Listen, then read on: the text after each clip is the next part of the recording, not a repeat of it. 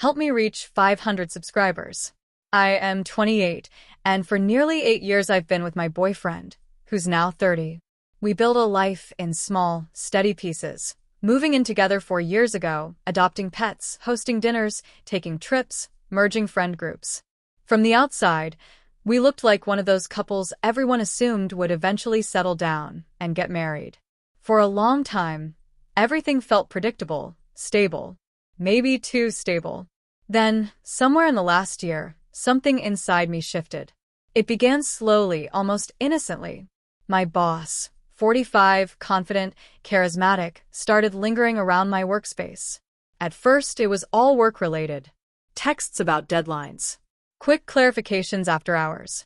Then the tone of his messages softened.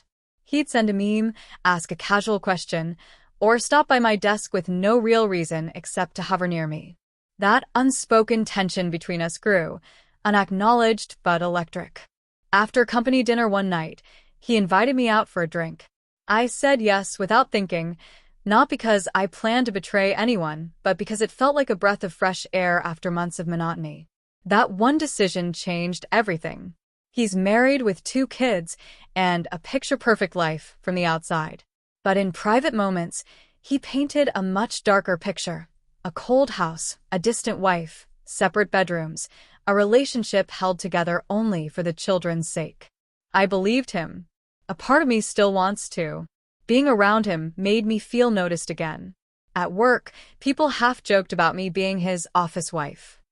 They didn't know the truth, but their teasing fed something inside me that had been starving: attention, desire, the feeling of being seen. When he told me I was brilliant, that I mattered, that he wished he had met me sooner, I believed every word.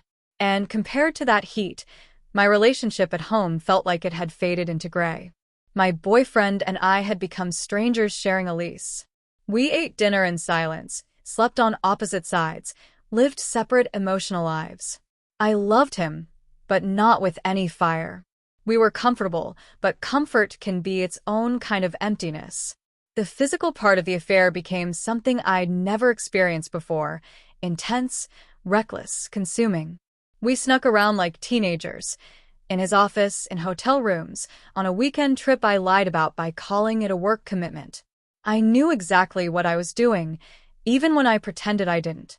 But things at home began to shift. My boyfriend got quieter, more watchful. He'd ask where I was going, who I was with. The questions were subtle, but the tension behind them wasn't.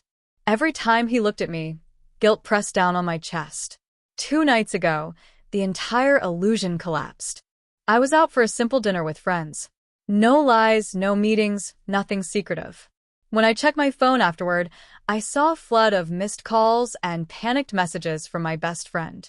My boyfriend had shown up at her house with my belongings, suitcases, boxes, bags, and left everything on her doorstep without a word. He didn't knock. He didn't explain. He just placed my life outside like it meant nothing and drove off. My friend watched in shock from the window, unable to move. She tried calling him repeatedly, but he didn't pick up. When she drove to the apartment, the locks had already been changed. No fight, no goodbye. Just a closed door. She took me in, offered me her tiny spare room, cluttered and barely livable. I ended up sleeping on an old couch, surrounded by her work equipment, trying to hold myself together. But the truth was obvious. He discovered something I never meant for him to find. My boss texted me as soon as I told him what happened. He said I didn't deserve that kind of treatment and offered me a place to stay. Part of me wanted to run to him. I needed someone, anyone, to hold me, to remind me I wasn't completely alone. And yet, despite everything, I kept wishing my boyfriend had waited to talk to me, that he'd given me a chance to explain. I wanted to rewind time, undo every step that led me here. But then came the message, a single line from him after days of silence. There's nothing left to fix. That was when I understood. He had gone through my laptop, guessed my password, and found a hidden photo album I thought I deleted.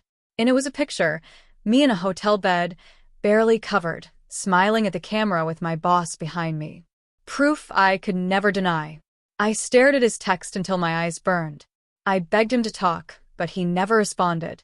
He blocked me everywhere, phone, social media, everything.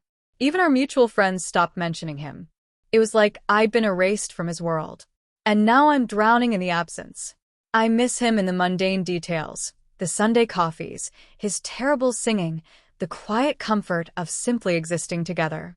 Those small rituals hurt the most because they're gone forever. I met my boss last night. We talked for hours. When I gently hinted about a future together, his expression tightened. He said he cared about me, but he couldn't hurt his kids. He needed space. I wanted to shout that he'd already gotten everything he wanted from me, while I'd lost everything. But I just smiled and said I understood. I know if I push too hard, he'll vanish too. I've seen the way other women at work eye him, like they're waiting for their turn. He's going to a conference in Miami next week and asked me to come. I said yes. I don't even know why. Maybe I still believe there's something real there. Maybe I'm lying to myself just to have something to hold on to. For now, I'm still staying with my friend, even though I can feel her patience thinning. I viewed a tiny, damp apartment yesterday, barely fit to live in, but I filled out the application anyway. It's all I can afford. Just a year ago, my life felt solid. I had love, stability, a home. Now I'm living out of bags, hoping for crumbs of attention from a man who won't choose me, and grieving a life I shattered with my own hands. And the worst part is knowing that everything I threw away, every moment, every comfort, was worth far more than whatever I thought I was chasing. Now all that's left is regret, heavy and suffocating, and the realization that I'm farther from the life I wanted than I've ever been.